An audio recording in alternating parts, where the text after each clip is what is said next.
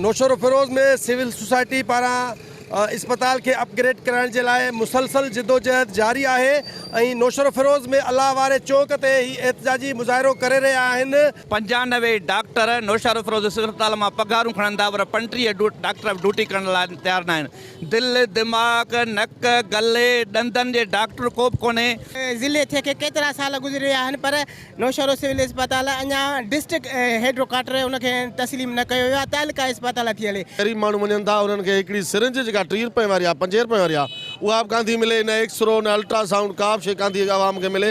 असांजो इहो ई मुतालबो आहे गवर्नमेंट खां, अॼु बि असांजो इहो मुतालबो आहे त महिरबानी करे ख़ुदा असांजी सिविल अस्पताल खे ज़िले जो दर्जो ॾियो। इन अस्पताल ज़िले जी हेडक्वार्टर आहे, इन में कोई सहूलतूं ॾिनियूं वञनि के सुठा डॉक्टर, कोई एसीजी वारियूं मशीनूं, के जेको आहे अल्ट्रासाउंड वारा डॉक्टर ॾिना वञनि। हिकु त पूरा डॉक्टरनि जो अमलो पूरो कोन्हे को, आर्थोपेडिक्स को माण्हू कोन्हे को, जेको बि कोई इतफाक़ मसलो एक्सीडेंट वग़ैरह कुझु थिए थो जल्द में ई रेफर कंदा नवाब शाह जे हवाले सां। नौशरो फिरोज़ ज़िले अस्पताल में सिर्फ़ु रेफर सेंटर ठाहियो वियो आहे। हिते का बि अहिड़ी सिहत जी सहूलियत न आहे जेका हितां जे अवाम खे मिली सघे।